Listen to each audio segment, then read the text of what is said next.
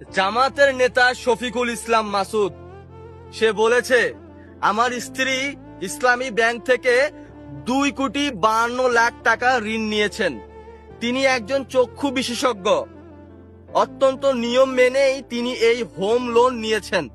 এখন জনগণের প্রশ্ন হচ্ছে শফিকুল ইসলাম মাসুদ ভাই, আপনি একটু বলেন আপনার স্ত্রী এই 2,52,00,000 টাকা এই ডাক্তারি সেবা করে কয় বছরে কামাবে? এটা জনগণের প্রশ্ন। ইসলামী ব্যাংক থেকে লোন নিয়েছে জামাত নেতার স্ত্রী 2,52,00,000 টাকা। ভিডিওটা সবাই শেয়ার করবেন।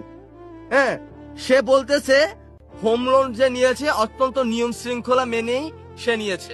আপনারা কি মনে করছেন? মন্তব্য করে যাবেন। আমি তোর কথায় একমত। জামাতের নেতা শফিকুর রহমানের স্ত্রী 2,52,00,000 টাকা নিয়েছে, তোর নজরে আসছে, এটা নিয়ে তুই ভিডিও বানাইছস।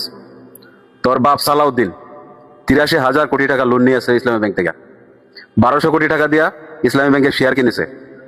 এটা কি তোর নজরে আসে না? নাকি তোর বাপ নিলে সমস্যা নাই আর তোর চাচা নিলে সমস্যা হয়ে যায়? তোর কি বাপ লাগেনি? এটা নিয়ে তো তুই একটা ভিডিও বানাইলি না।